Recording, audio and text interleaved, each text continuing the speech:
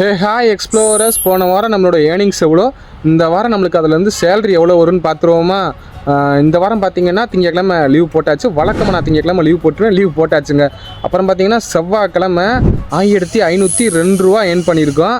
புதன்கிழமை 1599 ரூபா ஏர்ன் பண்ணியிருக்கோம். வியாழக்கிழமை பார்த்தீங்கன்னா லீவ் போட்டேன். அப்புறம் வெள்ளிக்கிழமை பார்த்தீங்கன்னா 2224 ரூபா ஏர்ன் பண்ணியிருக்கோம்.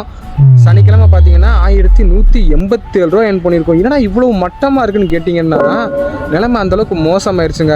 காலையில் 11 மணிக்கு ஸ்டார்ட் பண்ணி நைட்டு 8 மணி வரையும் இந்த 1187 ரூபா தான் வந்துச்சு. அந்த 8 மணிக்கு மேலே பார்த்தேன். 8 மணிக்கு மேலே 11 ஆர்டர் பார்த்தா தான் எனக்கு இன்சென்டிவ் வரும்.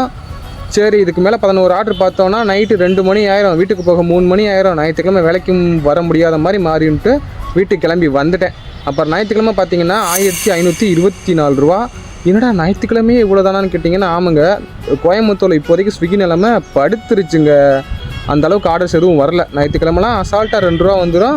2500 3000 வரையும் ஏர்ன் பண்ணலாம். ஆனால் அன்றைக்கே நிலைமை இந்தளவுக்கு கேவலமாக இருக்குது. மொத்தமாக பார்த்தீங்கன்னா 8036 ரூபா ஏர்ன் பண்ணியிருக்கோம் 5 நாள் ஒர்க் பண்ணி. இந்த 8036 ரூபாவில் கஸ்டமரோட டிப்ஸ்ன்னு பார்த்தீங்கன்னா 80 ரூபாங்க. இதில் பெட்ரோல் செலவை மைனஸ் பண்ணணும்ல. பெட்ரோல் செலவுன்னு பார்த்தீங்கன்னா நம்ம ஒரு நாளுக்கு 500 ரூபான்னு சராசரியாக எடுப்போம். அப்போ 5 நாள் 2500 ரூபா. அதை மைனஸ் பண்ணிட்டோன்னா 5536 ரூபா தாங்க நம்மளுக்கு ஸ்விக்கிக்காரன் புதன்கிழமை சேலரியாக நம்ம அக்கௌண்ட்டில் கிரெடிட் பண்ணுவான்.